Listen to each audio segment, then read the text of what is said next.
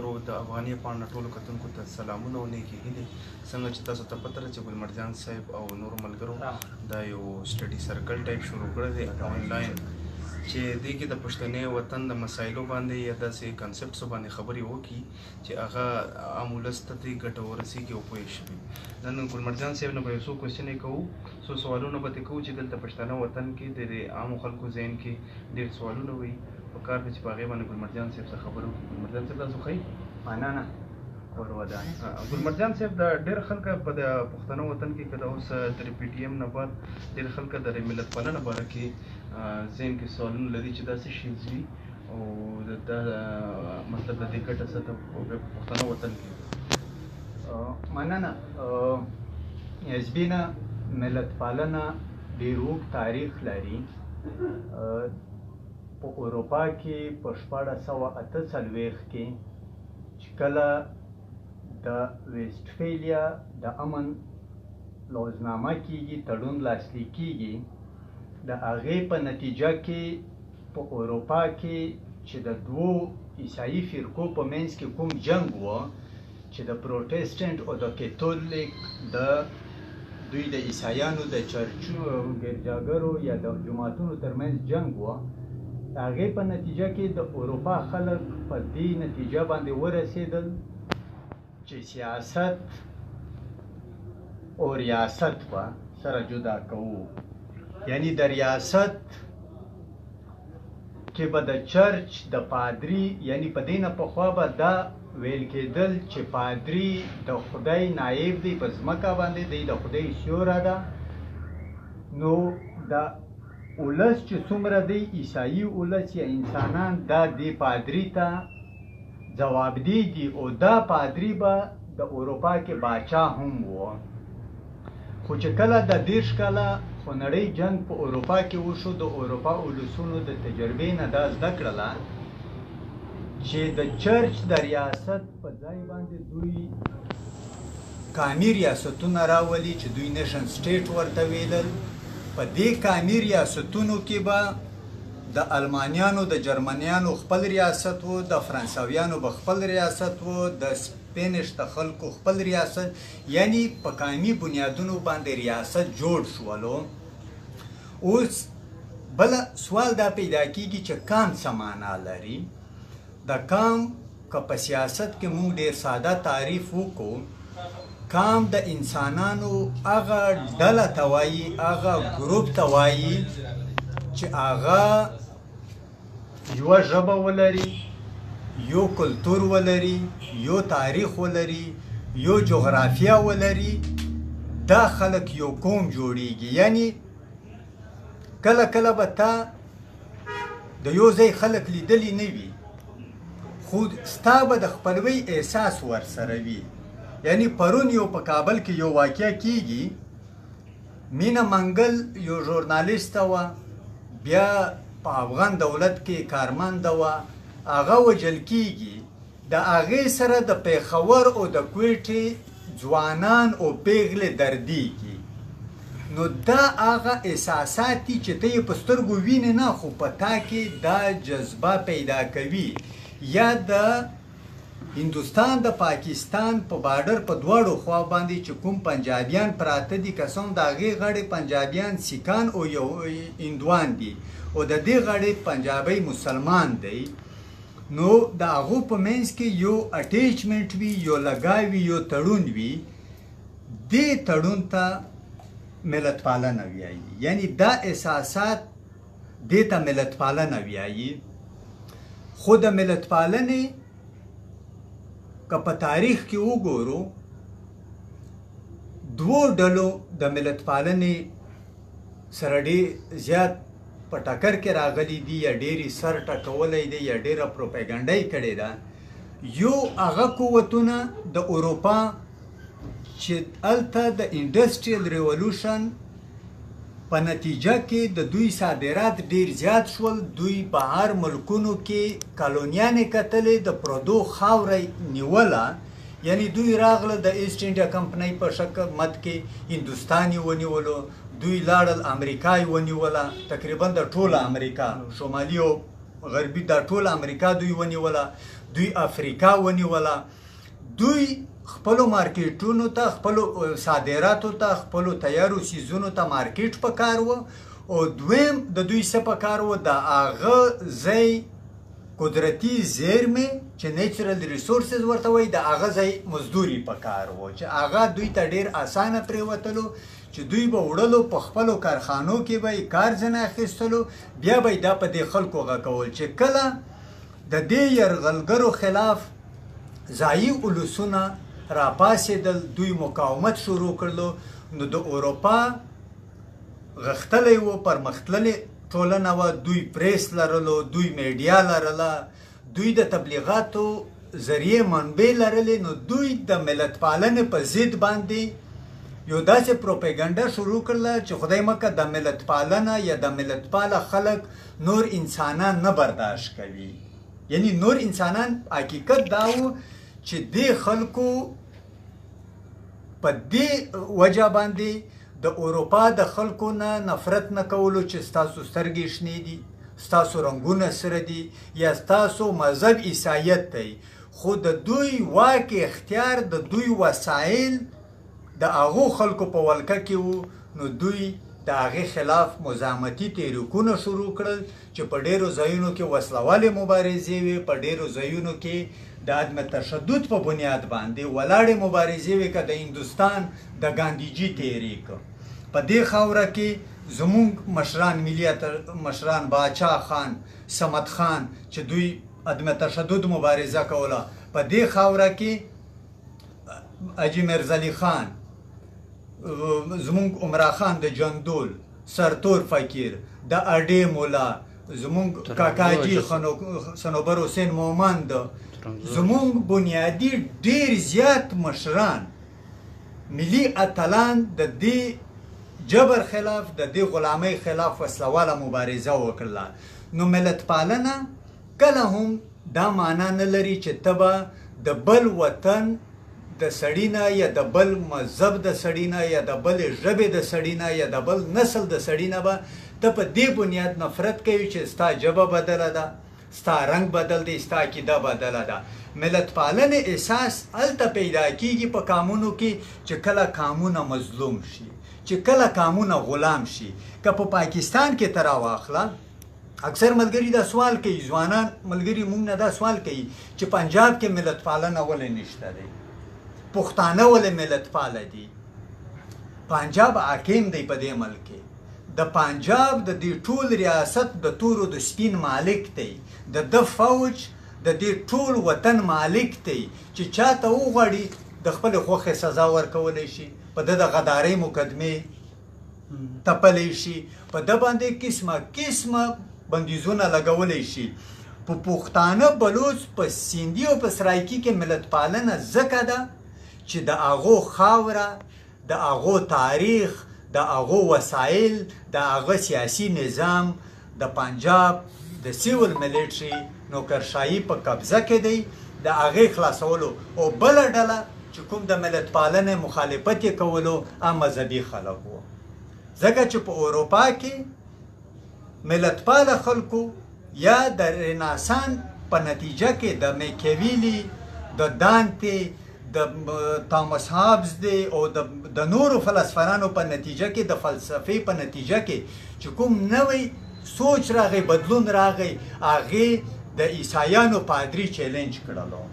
هغه به پادري ته دا وي چې ستا کار د جومات سره دی، ستا کار د ګیرجې سره دی، ریاست چلول دا ستا کار نه دی. نو دا دوه ډلې د ملت پالنې په ضد ودرېدلې، او ملت پالنه کله هم نسل پرستي ته نه وایي چې ته د بل توکم نه په دې وجه نفرت کوي چې ستا رنګ تور دی، ستا سترګې شنې دي، ته پتلون اچوي، ته لنګ اچوي، زما خو صادر دی، زما خو لونګۍ د پټکۍ مې دی. دې ته ملت پالنه نه وایي، دې ته یا جنګویزم وایي، یا ریسیزم وایي، یا دا تشاونیزم وایي چې ته نور انسانان برداشت کولی نشي. ګلمرجان صاحب مننه، تاسو خو ډېر بریفلی ډېر ښایسته دغه کړو. ما ته اوس هم یاد دي تاسو زموږ یونیورسټۍ کې استاد وایي او اکثر به هم نیشنلزم راته ویلی. نو د نیشنلزم کې تاسو بیا موږ ته یو تیوري ویلې وه، پرایموډایلس تیوري چې وه، پرایموډایلزم.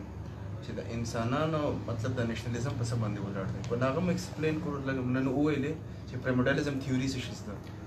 داسې دی نیازبینه، تیوریانې ته او د نېشنلزم چې کوم ډولونه دي هغې ته به مونږ په وروستو نورو لیکچرو کې راځو، په نورو مجلسونو کې به راځو. نن د ستاسو سره چې کوم مخامخ لیست د ځوانانو سوالونه دي د افغانیه پاڼې ته راځي، که موږ نن هغه ته توجه ورکړو، بله ورځ د نېشنلزم په تیوریانې او په ډولونو قسمونو باندې به د نورو استادانو سره د پوهانو سره راشو چې دا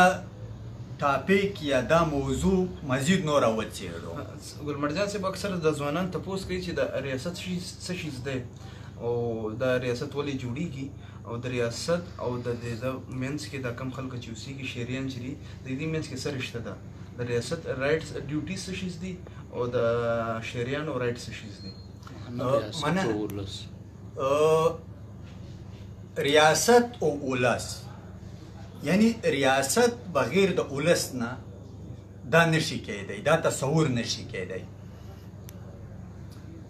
ریاست که مونږ په لنډو ټکو کې راواخلو، د ریاست 4-5 پیلرې دي چې دوی ایلیمنټس ورته وي چې د څه نه ریاست جوړیږي. ریاست به یوه مشخصه د خاورې یو ټوکړه وي، معلوم سرحدات به وي. دویم په دې کې به دننه مستقل اوسېدونکی ولس وي. دریم دا به سرکار لري، دولت به لري چې دا د نظام چلولو په معنا باندې د دې ریاست کارونه په مخ بوځي. دریم دی اقتدار اعلی چې دا ریاست به په خارجي او په داخلي پالیسیو جوړولو، تګلارو جوړولو کې آزاد وي. او یو بل عنصر دا دی پکې چې دا ریاست به د دنیا نورو ریاستونو منلی وي. اوس ریاست څنګه راغی؟ که مونږ د تامس هابز زمانه ته لاړ شو چې تامس هابز د یو انګلیش یو انګریز فلسفر و، هغه وایي چې انسانان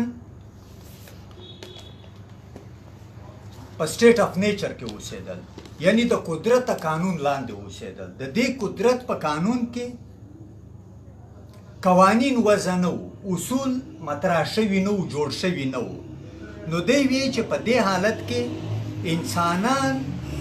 انسانانو یو انسان د نورو انسانانو په ضد په جنګ وو. د په انګریزي کې ورته ویلي وو وار اف آل اگینسټ آل، د ټولو خلکو د نورو په ضد جنگ. یعنی عام فلسفر چې کوم فلسفر په دنیا کې مونږ وایو، مونږ به د هغه موقعیت ته، د هغه وخت ته ګورو چې دی دا خبره په کوم زمانه کې کوي، په کوم حالت کې کوي. نو هغه وایي چې کله د سټیټ اف نیچر نه د قدرت ته قانون لاندې چې انسانانو ژوند تېرولو، د دې نه دا خلک تنګ شول. چې دا خلک تنګ شول نو دوی په منځ کې سره جرګه شول، سره کېناستل، دوی یو تړون لاسلیک کړلو. یو تړون یې لاسلیک کړلو چې مونږ په دې ټولنه کې ژوند تېروو، دا ژوند به په کومو اصولو تېروو چې دې ته د سوشل کنټریکټ یا عمراني معاهدې نوم ورکړلو. دوی وایي چې کله انسانانو دا معاهده په خپل منځ کې وکړله، بیا دوی د خپل په دې منځ کې یو باچا ځان ته پیدا کړلو چې پلانی ایکس وای زی به زمونږ باچا وي. بیا دې اولس د دې باچا په منځ کې تړون وشولو چې دلته رایټس او ډیوټیز، یعنی ذمهواریانې او د حقوق مسله بیس مخې ته راځي. ریاست انسانانو غوښتلو ځکه چې یو انسان ډېر څیزونه، ضرورتونه په یوازې سر نشي پوره کولی. چې نشي پوره کولی، هغې دپاره بیا د اجتماع ضرورت وي، د ټولنې شریک چې کوم ذمهواري وي، د ټولنې په شریک مټو باندې، په هڅو باندې، په کوشش باندې بیا دوی هغه څیزونه په مخ بیایي. که مونږ راواخلو د پاکستان ریاست، د پاکستان په ریاست کې یا په دې نه وړاندې چې کله اقوام متحده جوړیږي یو د انسانانو په منځ کې نړیوال تړونونه لاسلیک شول چې یو یې ډېر مشهور دی یونیورسل ډیکلریشن اف هیومن رایټس د انسانانو نړیوال انساني حقوقو تړون چې زمونږ یو ملګری مشر نورالله اتل هغه پښتو ته هم ژباړلی دی نو په دې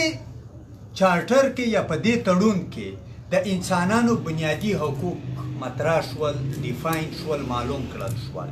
یعنی اول غه دا دی چې دته به د سر تحفظ وي د سر تحفظ وي لږ وروسته چې کله اقوام متحده جوړېدله دا یو ډي ایچ آر دا انساني حقوق د اقوام متحده د تړون برخه وګرځېدله هر ریاست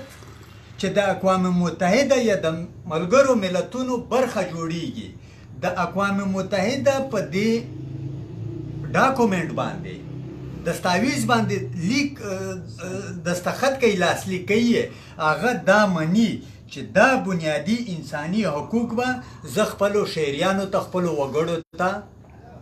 ورکوم دا بیا چې کوم ملکونه د اقوام متحده ممبر شوي دي یا په اقوام متحده په جوړېدو نه وروسته آزاد شوي دي دا د دوی د آیین برخه ګرځېدلې ده داسې هم د پاکستان په آیین کې د 8 مادې نه تر 28 مادې پورې بنیادی انساني حقوق دي بنیادی انساني حقوق دي یعنی یو ریاست ولی انسانان غواړي دا په سیاست کې د سیاسي استادانو مخامخ په وړاندې یو ډېر غټ سوال دی دوی وایي چې وای وی نیډ ا سټیټ مونږ ریاست څه له غواړو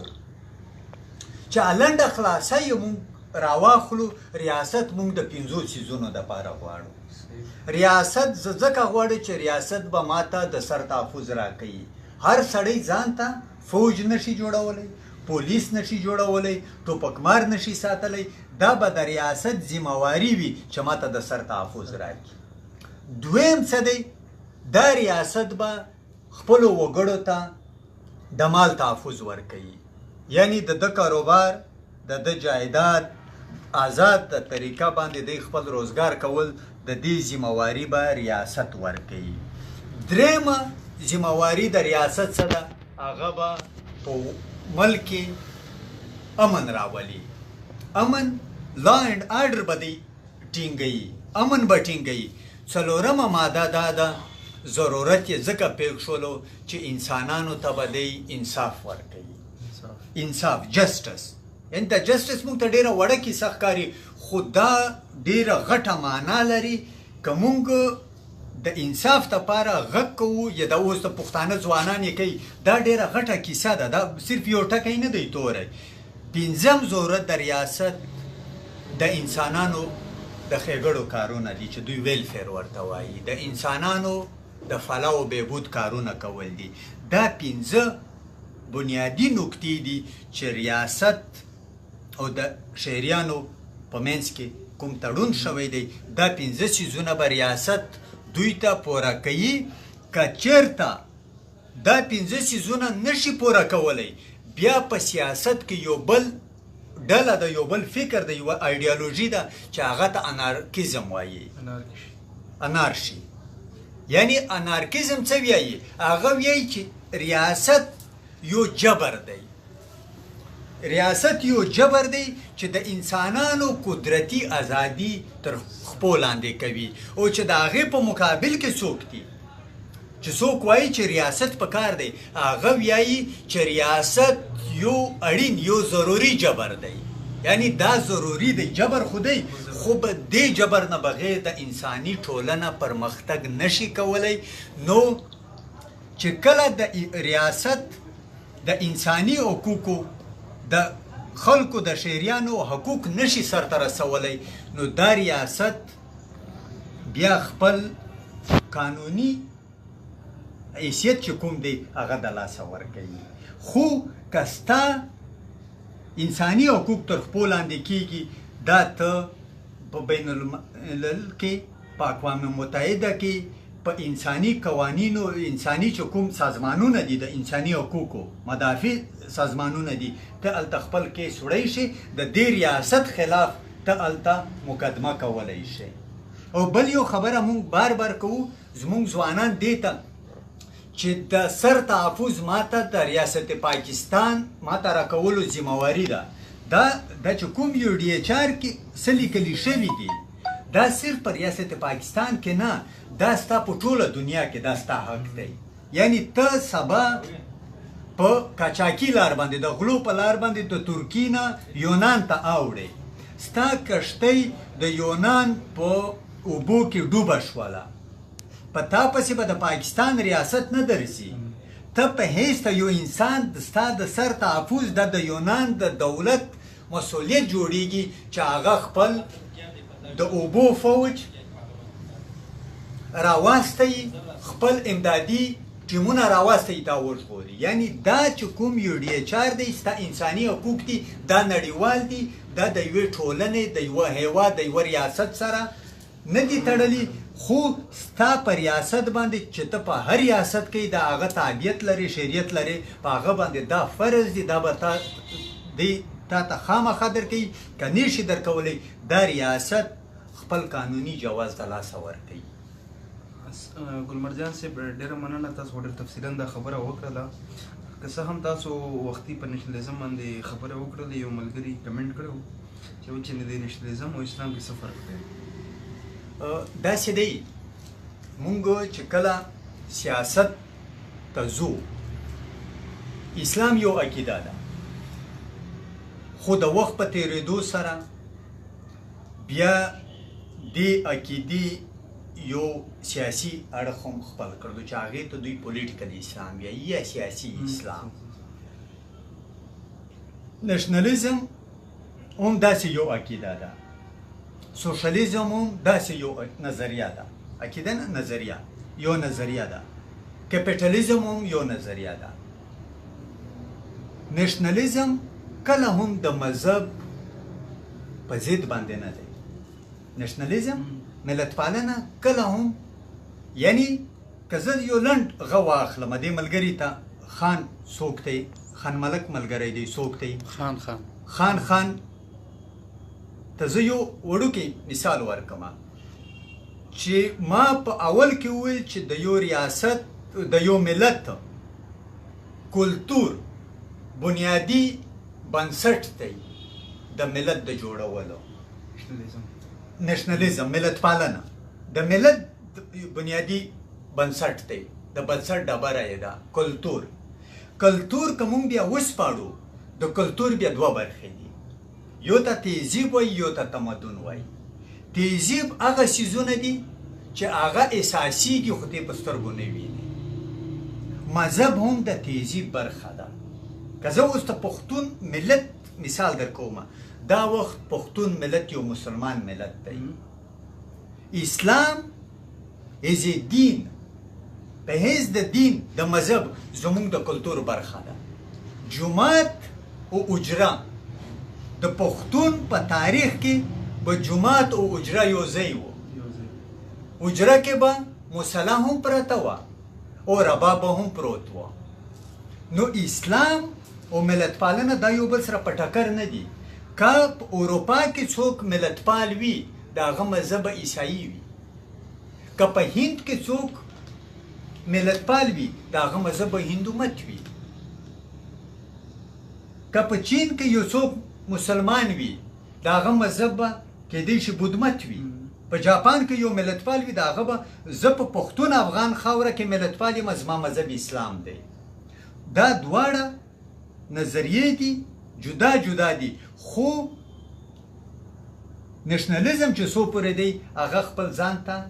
ځانګړی سیاسي نظام نه لري. هغه ځان ته اقتصادي نظام نه لري. ما اول وویل چې ملت پالنه احساسات دي. دا د احساساتو نوم دی. یو سړی په ژوب کې به په بم کې الوزي. زه په پېښور کې ناست زما به درد زړه درد ورسره کوي. دا احساس دی. دې احساس ته ملت پالنه وایي. ټیک ده ګل مرجان صاحب ډېره مننه تاسو بیا ډېر تفصیلا باندې دا خبره وکړله د څه هم پی ټي ایم شروع شوی دی د تیر تقریبا کال سره پسې یو 2 میاشتې وشولې او دې کې چې کوم د ریاست دی دا بار بار خفه کېږي چې تاسو یو ناره وښئ لر او بر یو افغان مطلب تاسو دی چې که د پاکستان ماتول غواړئ پاکستان ختمول غواړئ داسې د پښتونستان جوړول غواړئ یا لوی افغانستان جوړول غواړئ نو ریاست وایي چې دا ناره د بغاوت زمره کې راځي او اکثره ملګرو باندې که اف آی آرونه کاټ شي ورته وایي چې تاسو لر او بر یو افغان ناره وکړئ د لر او بر یو افغان نه د پی ټي ایم او یا د نیشنلیست پارټیانو څه مطلب دی مننه زمونږ بدبختي دا ده چې زمونږ ریاست که دا ناره هم ته نه ووهې او یوازې د پښتنو ناره وهې د پښتون غږ پورته کول یا نوم اخیستل هم دا د دې ریاست لپاره پوره دی چې په تا باندې د غدارۍ مقدمې وچلوي او دلته د غدارۍ د مقدمې په هر چا باندې لګېدلې دي خو چې تر څو پورې د لر او بر افغان دا کیسه ده زه لږ تاریخي پس منظر ته ځم په 12 نومبر 1893 کې زما نیکه د افغانستان تابعیت لرلو وګړی و زما نیکه د افغانستان وګړی و په 40 کې زما نیکه ژوندی و زما نیکه ژوندی و هم په وزیرستان کې و خو د ده تر 40 پورې د ده تابعیت د هندوستان و په 14 اګست 1940 کې چې پاکستان جوړیږي هند ماتیږي زما د نیکه تابعیت د پاکستان شولو یعنی تابعیت شریعت دا بدلیدونکی څیز دی خو ملت وطن دا ستا مستقل وي که ته جاپان ته لاړ شې که ته روس ته لاړ شې که ته دنیا هر ځای ته لاړ شې ستا وطن پښتونخوا ده ستا وطن پښتونخوا ده ستا تابعیت د دې خاورې دی نو چې څو پورې د لر او بر افغان خبره ده په 1893 کې د پښتون افغان په تاریخي خاوره په منځ باندې پیرنګیانو یو خط راتیر کړلو چې کامونه یې ټبرونه یې کامونه نه کام خو افغان دی یا پښتون دی دا ټبرونه یې تقسیم کړل یعنی که ته لنډ راواخلې دې لوړګي ته ورشه په دې لوړګي کې شینواری د پښتنو یو ټبر پروت دی شینواری دلته په یو تحصیل کې ژوند کوي په خیبر کې په پاکستان کې په افغانستان کې په ننګرهار کې 9 ضلعې لري چې دوی ولسوالۍ ورته یایي 9 ډسټریکټه لري داسې ته راواخله د کورمې ولسونه دا تقسیم دی اخوا دی دی خوا دی منګل اخوا دی دی خوا دی چمکانۍ اخوا دی دی خوا دی صافی اخوا دی دی خوا دی مومن اخوا دی دی خوا دی بیا ته راځه وزیرستان تقسیم دی زما د خپل په وزیرو کې د زلیخیل وزیر 38,000 کناله ځمکه زمونږ د افغانستان د پکتیکا په ولایت کې ده برمل ولسوالي ټوله زمونږ ده برمل ولسوالي ټوله زمونږ ده داسې ته ځه کاکړ تقسیم دی اڅکزی تقسیم دی نو پښتون ملت تقسیم دی مونږ دا نه وایو نه د دې پی ټي ایم یا د پښتنو ځوانانو کله هم دا مقصد نه دی چې دوی بغاوت کوي ډیورنډ ماتوي دا د دوی استبداد نه دی دا د دوی وس نه دی خو دا یو سیاسي کیسه ده که ته په کوزه پښتونخوا کې اورونه بل کې د دې اورونو ډایرکټ سوځېدل به په کندهار په جلال آباد په غزنی او په کابل کې اساسي یا خلک به ورسره سوځي د تیر 40 کاله موږ د تجربې نه دا زده کړل چې کابل چې د پاکستان بریګیډیر محمد یوسف په خپل کتاب کې خاموش مجاهد کې د سایلنت سولجر کې لیکي چې د پاکستان د هغه وخت آی اس آی مشر اختر عبدالرحمن سره به چې زه میلو شوم هغه به ما ته وی چې باید کابل وسوځوي ولې په دې د شپېته په لسیزه کې یا د اویا په لسیزه کې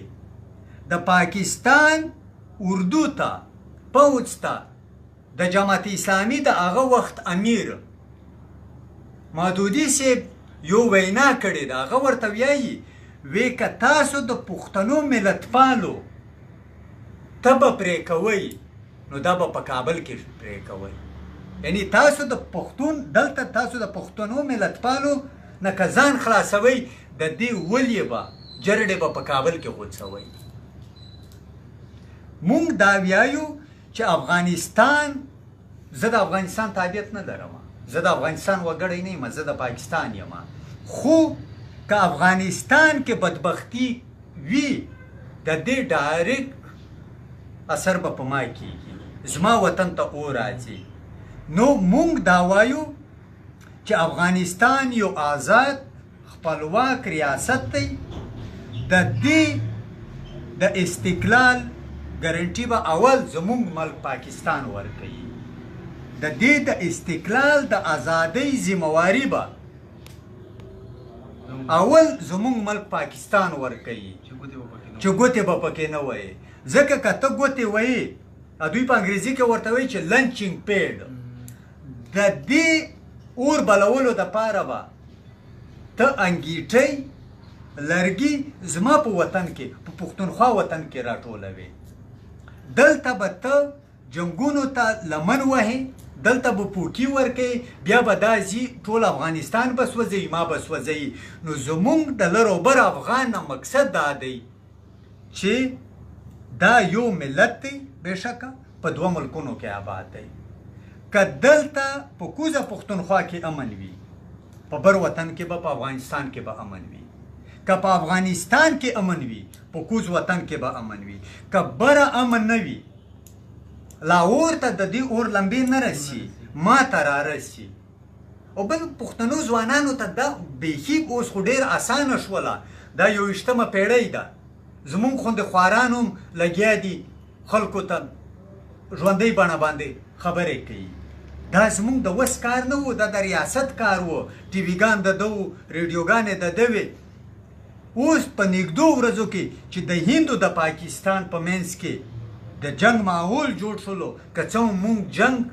د هند د پاکستان نه د هیچا په منځ کې جنگ نه غواړو. مونږ جنګونه لیدلي دي، مونږ د جنګونو بربادۍ لیدلي دي، مونږ کونډې لیدلي دي، مونږ یتیمان لیدلي دي، مونږ بورې میندې لیدلي دي، مونږ د لاسونو غوڅول لیدلي دي، مونږ د خپو غوڅول لیدلي دي، د جنگ بربادۍ مونږ لیدلي دي. مونږ هیچا ته جنگ نه غواړو. د پاکستان په پارلیمان کې د پاکستان د اطلاعاتو وزیر چودھری فواد وایي چې د هند د پاکستان په منځ کې مونږ جنگ ځکه نه غواړو چې دواړه طرف ته کشمیریان او پنجابیان زورول کیږي، تباه کیږي. هم دغه خبره پښتانه هم کوي چې لرو بر چې اخوا دیخوا هند یو دی، قسم د هغوی مذهب هم جدا دی، د هغو مذهب جدا دی، زمونږ مذهب یو دی، زمونږ تاریخ یو دی، زمونږ جغرافیه یو ده. مونږ بیا خامخا پښتانه دا خامخا ویایي چې پښتانه چې هر چېرته دي دا یو دي. که څه هم په هندوستان کې پښتانه دي، په اروپا کې پښتانه دي. مونږ په اروپا کې پښتونستان نه غواړو، نه اروپا په افغانستان ګډو، نه هند په افغانستان ګډو. خو دا خامخا وایو چې هر چېرته پښتون افغان دی، د هغه د سر ساتنه، د هغه د مال ساتنه، د هغه د عزت او د ناموس ساتنې غږ به مونږ خامخا پورته کوو. نو لوره بر افغان معنا دا ده چې مونږ په کوزه پښتونخوا کې او په آزاد وطن کې نه د پاکستان، نه د مونږ د نورو ګاونډیانو، نه د خارجي بادارانو هیڅ مداخلت نه منو. مونږ په خپله خاوره باندې امن غواړو، سوله غواړو، ورورولي غواړو. او په دې ریاست کې که د اوس چې دوی سب ډرامه شروع کړې ده چې ډیورنټ باندې اغزن تار ولګوه، دا اغزن تار تا د تراګرو د منې کولو دپاره نه دی کړی. زمونږ واحد د پښتنو دا یو لاره وه چې په دې طریقه باندې به مونږ 2 وخته ډوډۍ پیدا کوله. هغه ته اوس راپسې تړې کرتارپور باندې د هندوستان سره خو بارډر ته نور آزادوي به ویزې به غیر تجارت کې همدو تګ راتګ شروع کوي خو زمونږ په منځ کې چې ته ازغن تار لګوې ستا اراده دا ده چې دواړه پښتانه اقتصادي تور ووهې او بیا پې ته تر ابده پورې پاچاهي وکړې پاچاهي ته څه کوې ستا پښتانه په تا ګران نه دي ته په پښتنو مین نه یې پښتانه په خپله ځمکه کې وسایل لري قدرتي وسایل لري یعنی که زه یو د پښتونخوا وطن د ګیسو شمیرې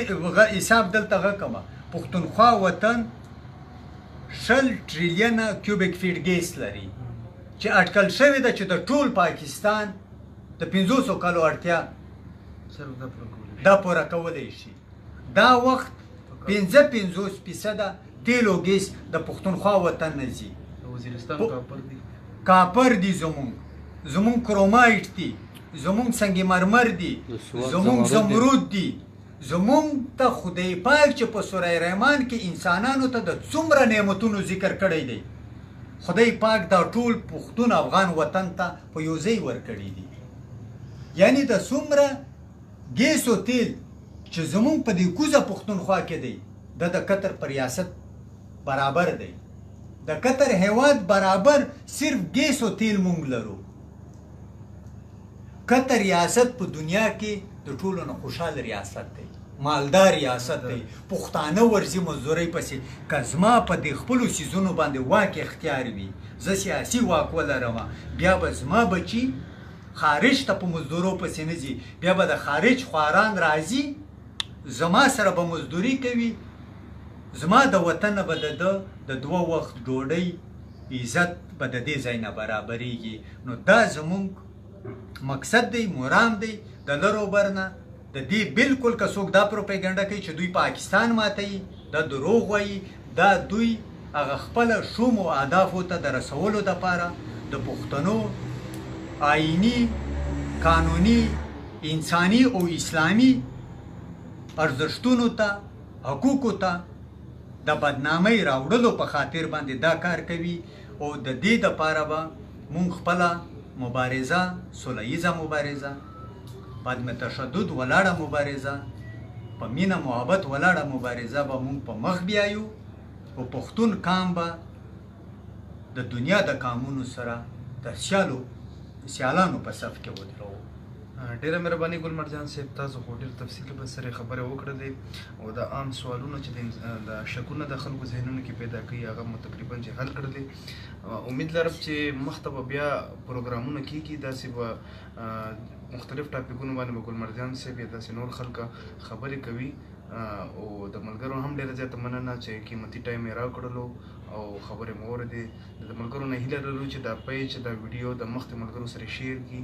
او نور خلکو ته هم ورسي د ردي لږ ډېر فریضه هم جوړیږي چې د پښتون وطن د ولس چې دا پوهه کی او دا ویډیو ورته ورسي او ډیره مننه ګل مرجان صاحب ډیره مننه